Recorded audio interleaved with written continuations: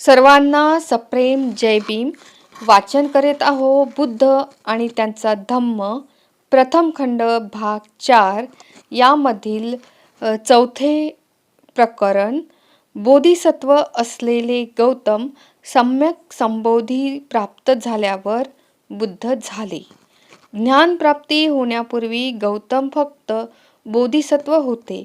ज्ञानप्राप्तीनंतर ते बुद्ध झाले. बोधिसत्व म्हणजे काय आणि कोण? बोधिसत्व म्हणजे बुद्ध होण्यासाठी प्रयासरत व्यक्ती. बोधिसत्व बुद्ध कसा होतो? बोधिसत्वाने बुद्धत्व प्राप्तीसाठी पात्र होण्याकरिता काय करणे आवश्यक आहे? बोधिसत्वाने सतत 10 जन्मपर्यंत बोधिसत्व राहिले पाहिजे. प्रथम जन्मी तो मुदिता म्हणजेच आनंद प्राप्त करतो. ज्याप्रमाणे सुवर्णकार सोन्य रूपाला अग्नीत भाजून त्याचे हीन घालवितो, त्याप्रमाणे बोधिसत्व आपल्या चित्ताची अपवित्रता त्यागतो. त्याला स्पष्टपणे असे दिसते की मनुष्य कितीही प्रमादी असला तरीही त्याने आपला प्रमाद त्यागला तर तो मेघमुक्त चंद्रासारखा आपल्या मृदू कोमल किरणांनी हे जग प्रकाशित करू शकतो. याचा बोध झाल्यावरच मुदिता उत्पन्न होते. त्याच्या चित्तात सर्व प्राणीमात्रांच्या कल्याणाची इच्छा उत्पन्न होते. आपल्या दुसऱ्या जन्मी तो विमलता म्हणजे पावित्र्य प्राप्त करतो. बोधिसत्वाने वासना विकारांपासून मुक्ती प्राप्त केली असते. त्याच्या चित्तात करुणा असते. तो सर्वांप्रती करुणामय असतो. तो अवगुणांची मिथ्यास्तुती करीत नाही किंवा सद्गुणांना निरुत्साहीही करीत नाही. बोधिसत्व आपल्या तिसऱ्या जन्मी प्रभाकारी म्हणजे तेजस्विता अवस्था प्राप्त करतो. बोधिसत्वाची प्रज्ञा दर्पणासारखी पारदर्शी होते. त्याला अनात्म आणि अनित्य या संबंधीच्या सारतत्वाचे पूर्णत्वाने आकलन झालेले असते. श्रेष्ठतम प्रज्ञा प्राप्त करणे ही त्याची एकमेव आकांक्षा असते. त्यासाठी कोणताही त्याग करावयास तो तत्पर असतो. आपल्या चौथ्या जन्मी तो अर्चिशमती म्हणजे प्रखर बुद्धिमत्ता ला प्राप्त होतो. बोधिसत्व या जीवनात अष्टांग मार्गावर आपले चित्त एकाग्र करतो. विचारांच्या 4 आयामावर तो आपले चित्त एकाग्र करतो.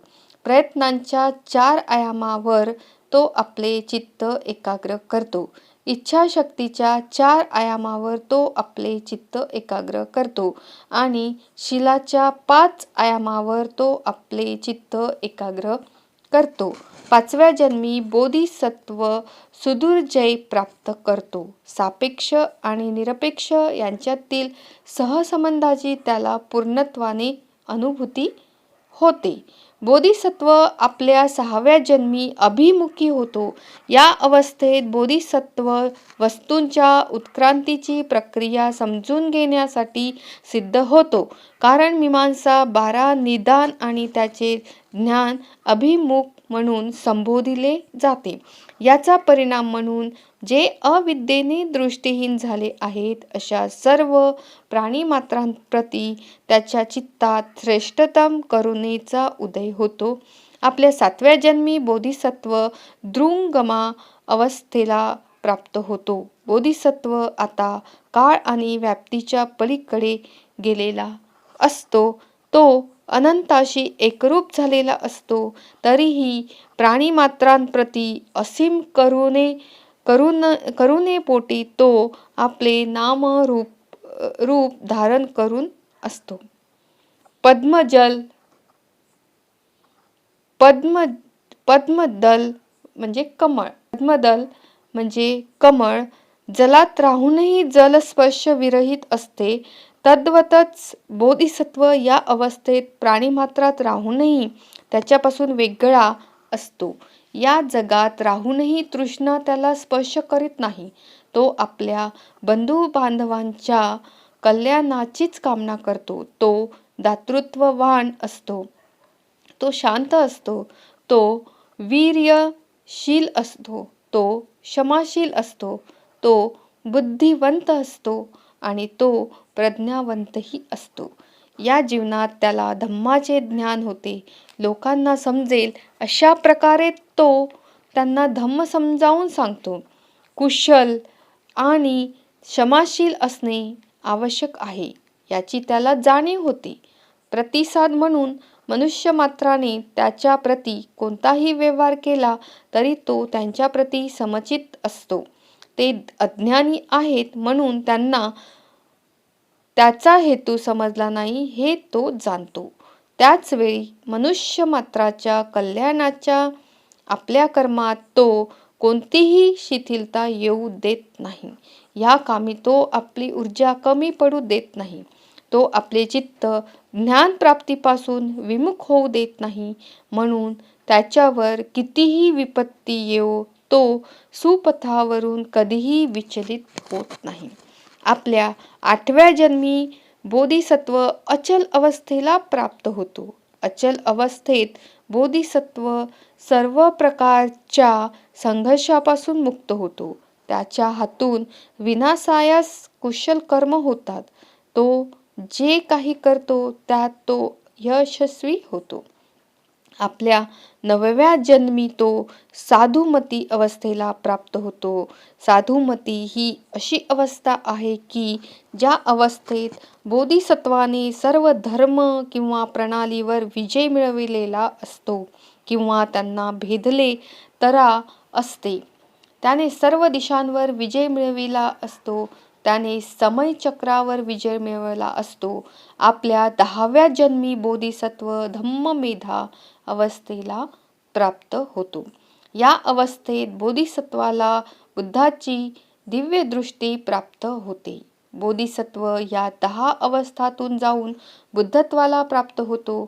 या 10 अवस्था म्हणजे 10 शक्ती होत. बुद्धत्व प्राप्तीसाठी बोधिसत्वाला या 10 अवस्थातून जाणे क्रम प्राप्त आहे. बोधिसत्व उत्क्रांतीच्या तत्वानुसार एका अवस्थेतून दुसऱ्या अवस्थेत जातो व 10 शक्ती प्राप्त करतो.